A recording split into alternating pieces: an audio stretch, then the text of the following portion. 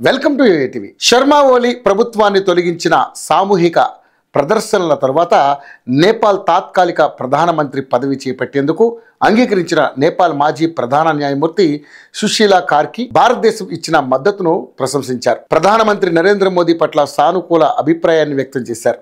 భారతదేశంతో తనకున్న సంబంధాల గురించి 1970లలో తాను చదువుకున్న వారణాసిలోని బనారస్ హిందూ విశ్వవిద్యాలయంలో తన అనుభవాల గురించి ఆమె మాట్లాడారు. ప్రధాని పాత్రను పోషించడానికి తాను సిద్ధంగా ఉన్నానని పేర్కొంటూ నేపాల్లో ఇటీవల ఉద్యమానికి జన్ జడ్ గ్రూప్ నాయకత్వం వహించింది. వారు స్వల్పకాలం పాటు ప్రభుత్వాన్ని నడిపించడానికి నన్ను విశ్వసించారని ఆమె పేర్కొన్నారు. నేపాల్కు మద్దతు ఇవ్వడంలో భారతదేశపు చారిత్రక పాత్ర గురించి మాట్లాడుతూ భారతదేశం పట్ల అపారమైన గౌరవం, ఆప్యాయత ఉంది.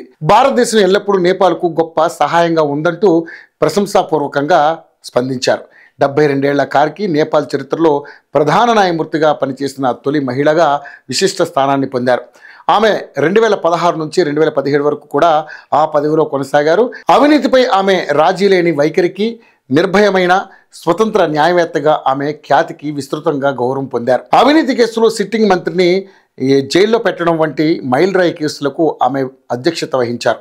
ఆమె పదవీకాలం ఆమెను రాజకీయ ప్రస్థానంతో తీవ్ర ఘర్షణకు గురిచేసింది. ఇక 2017లో ఆమెపై అభిశంసన తీర్మానం ద్వారా ఆ ఘర్షణ పరాకాష్ఠకు చేరుకుంది. అది ఆమె స్వతంత్రానికి ప్రతీకారంగా విస్తృతంగా భావిస్తారు.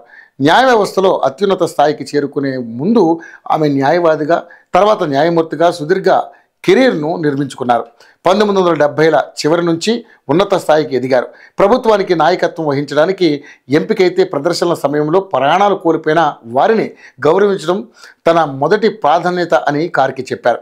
ఇక సైన్యం నిరసనకారులపై కాల్పులు జరపడంతో కనీసం 30 మంది మరణించారు, 1000 మందికి పైగా గాయపడ్డారు. నిరసన సమయంలో మరణించిన యువకులకు సహాయం చేయడం మా తక్షణ లక్ష్యమని ఆమె పేర్కొన్నారు. ఉద్యమంలోని యువ సభ్యులు, బాలురు ఆమె నాయకత్వానికి సానుకూలంగా ఓటు వేశారని నొక్కి చెప్పారు. తాత్కాలిక ప్రభుత్వానికి నాయకత్వం వహించాలనే వారి అభ్యర్థనను నేను అంగీకరించాను అని తెలిపారు. నేపాల్ అల్లకల్లోల రాజకీయ చరిత్రను ప్రస్తావిస్తూ కార్కి రాబోయే సవాళ్లను అంగీకరించారు. గతం నుండి నేపాల్లో ఎల్లప్పుడూ సమస్యలు ఉన్నాయి, ఇప్పుడు పరిస్థితి చాలా కఠినంగా ఉంది. నేపాల్ అభివృద్ధి కోసం మేము కలిసి పనిచేస్తామని ఆమె చెప్పారు. దేశం కోసం కొత్త ప్రారంభాన్ని స్థాపించడానికి మేము ప్రయత్నిస్తామంటూ విశ్వాసం వ్యక్తం చేశారు.